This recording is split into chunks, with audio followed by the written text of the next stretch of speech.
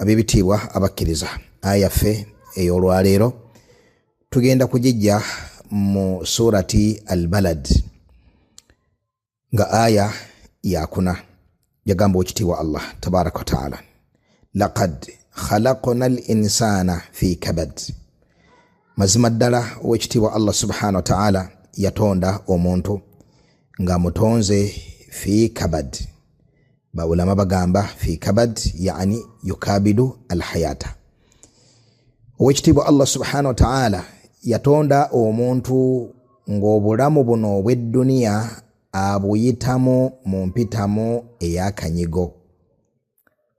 Aya eno abalungi tugisoma tugiwulira naye nga bw'okimanyi nti Qur'an birombe bya zaabu birombe bya bulungi yeetisse omuwendo ogutalojjeka bunene naye nga ekyo kiri kwoyo Allah subhanahu wa ta'ala gwagguliddewo n'ategeera kikiddala Qur'an kye yeetisse.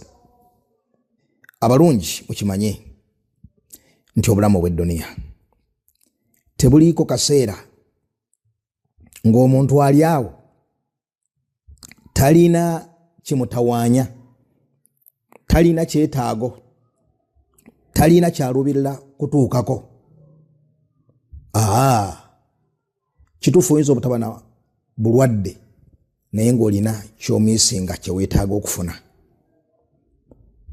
Oyinza obutaba na bulwadde naye ng'olina ekirala ekikosefu ku bulamu bwo, either mu bantu bo, mukyalawo oba omwami wo oba muzadde wo oba omwana wo, obanga tebiri na ku mubiri biri eyo mu mirimu, obanga tebiri mu mirimu biri eyo yaani obulamu bw'omuntu Allah yabutonda nga tebulina kiseera kiryawo nga bujjuvu.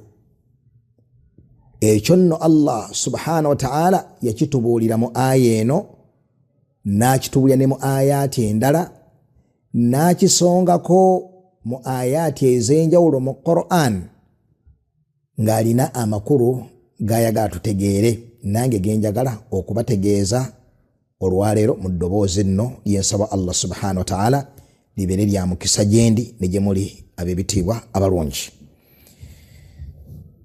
Owange ggwe omukkiriza obulamu bwo bwe buliwa kiki bayita obulamu? Iggwe alika weefube w'okutuuka ku bulamu obulungi kiki bayita obulamu? Kye bayita obulamu muganda wange ye momenti yennyini gy'olimu olwaleero, ye moment gye wabaddemu ku makya, ye moment Allah bw'anaaba akuwangaazizza ne buziba gy'ogenda okubeeramu, ye moment gy'ogenda okubeeramu enkya. Obwo bwe bulamu bw'omuntu ky'oliko, obwo bwe bulamu bwo. Bonna Allah yabufundiza mu buwangaazi bwo. Obuwangaazi bubeere bwa myaka 4 oba 6 oba 8 oba 30 oba akalimi kawedde waggulu oyingidde 10, ky'oli olwaleero bwe buwangaazi bwo. Tutera nnyo gireetera mu makulu ag'akhera, njagadde gibaleetera mu makulu ag'edduniya ogifunemu omugaso gwe nnyini Allah bwe yagipakiramu mu bulamu buno obw'edduniya. Ekikolo ku muntu butawa kitiibwa mbeera gy'alimu olwaleero n'okulowooza nti obulungi bwe bwalubirira okutuukako mu maaso. Bw'abaako kyatuuseeko mu maaso ekyo akyeyagaliramu ka moment katono nnyo, obulamu ne buyingizaawo ekirala. Kino kyatuuseemu kyakoleredde ekiseera ekiwanvu ne kifuuka nnomo nnyo mu bulamu bwe. Kati obulamu ne buddamu ne bwereegula bupya n'alengera ekirala. Era ng'awulira nti wano bwe yabadde emabega ng'ayagala kutuuka ku kino, yabadde alaba nti bw'anaakituukamu agenda kufuna essanyu erijjuvu. bwakituukamu nga kifuka kya bulijjo kati ng'alengera essanyu erijjuvu mu maaso era ng'amanya nti bwe naafuna ate kiri khalas ate naba njagala ki bwakituukako nga kizaala essanyu eddala eppitirivu mu maaso kyo nga kifuuka nnomo. Bw'atyo ng'awangaala n'omutima omuwaawuufu ogutasiima Allah wadde okutebenkera ebbanga lyonna okutuusa lwatuuka ku piiki y'obuwangaazi bwe, malayika neemunona nga tabaddeeko musiimu omwebaza eri Allah subhanahu wa ta'ala. Abantu bwe batyo bwe bawangaala mu bulamu obw'ensi. Edduniya mu bufunze efaanananga wali we twalowoozanga nga tuli bato ku horizon nti enjuba weegwa, awo we twalowoozanga nti ensi weekoma. Bw'otuukawo ogenda okulaba nga yeeyongeddeyo distance eyenkananga gye wabadde olengera. Bw'otuukawo nga yeeyongerayo nga yeeyongerayo nga yeeyongerayo. Obulamu bwetyo bufaanana bw'oba tobutebukidde n'otegeera ki kye buli, ogenda kubuvaamu ng'ofaanana nga jumuhuru y'abantu almost 99% bwe batyo obulamu bwe bubatwala. Batono nnyo bagwa mu 1% abaabutebukira beera mu batono nnyo abo. Okukikomyawo mu bulamu bwaffe obwa bulijjo, akaseera ako kennyini k'otasobodde kufuniramu nnyama nga waliwo abagirya, tosobodde kufuna kyennyanja kibisi waliwo abakirya, tosobodde g'ofunye eki tinsobodde okufuna emiwogo gyange n'ekikopo kya caayi kino ekiriko entangawuzi ne kasokaali. Obwo bwe bulamu bwo bw'otabwebaza obulamu obwo olyazaamaanyiza obulamu bwo. Obwo bwe bulamu, ero lyessanyu lyo mu kiseera ekyo kyennyini Allah kyakubanja okumwebaliza, kyengera kinene nnyo okuba nti ekyo kifunye. Wallahi waliwo abatakifunye. Bw'otakyebaliza Allah subhanahu wa ta'ala gwe manya nti bwo obulamu tebukusaasira bukirikodinze tene ebadde life yo gwadde nga tokifuddeeko nti ebadde life yo life ekirikodinze nti ebadde life yo. Mu life yo Allah yakuwamu omuwogo n'ekikopo kya caayi. Olwo olugoye lw'oyambala olwaleero wadde ng'olina lw'oyagala ogula mu maaso, eyo life yo bw'otalusiima n'olwebaza n'olwambalira omwezi emyaka, yo life ekirikodinze nti Allah yakuwa, Allah yakwambaza, life ekirikodinze. Wahakadha. Ekyo nno kitegeere munnange. Akaseera k'oli awo ng'osiriikiridde wansi w'ekiti nga waliwo abakuyitako, eyo ye life yo. Akaseera k'obeerawo nga muliko ne banno munyumya musekako muli ku bulungi, eyo life yo. Akaseera k'olimu ne famire yo ne mukyala wo n'abaana bo muli awo mulya, eyo ye life yo.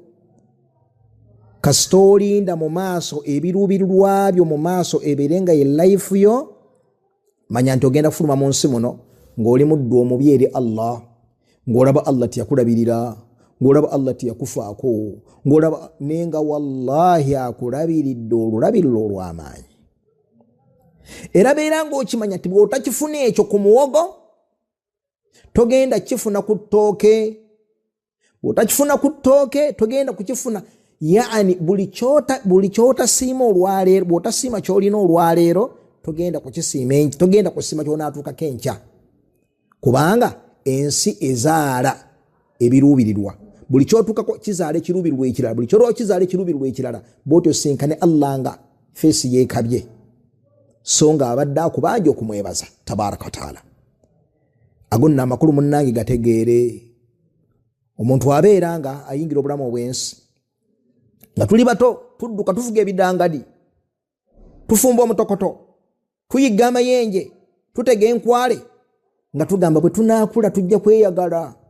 Tukyali mu biragiro by'abataata batuze bwe tunaakula tujja kweyagala, ne twegomba tukule, ne tukula. Ne batandika tutwala emisinde ku magombola batujjako emisolo. Ne tutandika okusanga bino na biri mu bulamu. Yoleke. N'olowooza nti bwe ndi wasa, n'oba n'ekiseera ng'olina omwagalo gw'oluubirirwa okutuukako, n'omwana omutuukako ogenda okumutuukako omutawaana ne gudda bupya ne muyingirira emitawaana gyammwe n'omwagala gwalowooza nti bw'onaamufuna buli kimu nga kiteredde.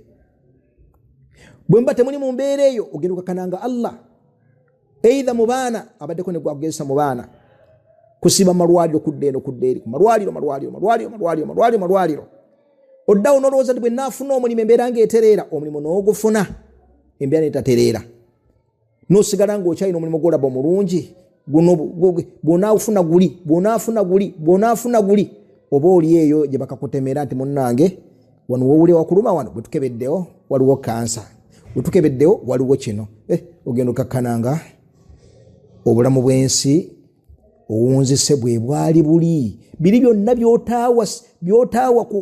by'otapaakingako kusanyusa mutima gwo n'obisiima omutima ne gutebenkera munnange bwe bwali obulamu bwo okitegeera ddi nga bakutaddeko akapaande nti akati munnange olina kansa munnange olina kino munnange embeera eri bweti n'olyoka otandika okumanya nti bulijjo ndi mu life yange mwenzanyira bulijjo nyina ebyokusiima bye sisiima bulijjo obulamu bwempitamu bwe bulamu bwange obwannamaddala ekyo nno kikulu nnyo okubeera ng'okitegeera Allah kikonako mu ayaati mpitirifu bwe tunaafuna akadde tujja kuzikoonako wafaka Allahu aljamii lima yuhibbuhu wa yardah walhamdulillahi rabbil alamin. Nsemyo jaffe nga tujijja kukwagala kwajo tujizze kwekyo Allah tabarak wa taala kyayagala. Allahumma salli ala Muhammadin wa ala ali Muhammad kama sallaita ala Ibrahim wa ala ali Ibrahim innaka Hamidum Majid wa barik ala Muhammad wa ala ali Muhammad kama barakta ala Ibrahim wa ala ali Ibrahim innaka Hamidum Majid. Allahumma rabbana atina fid dunya hasana wa fil akhirati hasana wa qina adhaban nar. Rabbana la tuzigh qulubana ba'da idh hadaytana wa hab lana min ladunka rahmatan innaka أنت الوهاب. ربنا ظلمنا أنفسنا وإن لم تغفر لنا وترحمنا لنكونن من الخاسرين. ربنا اغفر لنا والوالدين وارحمهم كما ربونا صغار. اللهم اغفر للمؤمنين والمؤمنات والمسلمين والمسلمات الأحياء منهم والأموات. اللهم انصر المجاهدين في سبيل الله في كل مكان برحمتك يا أرحم الراحمين. وصل اللهم على نبينا محمد وعلى آله وصحبه وسلم والحمد لله رب العالمين. السلام عليكم ورحمة الله وبركاته.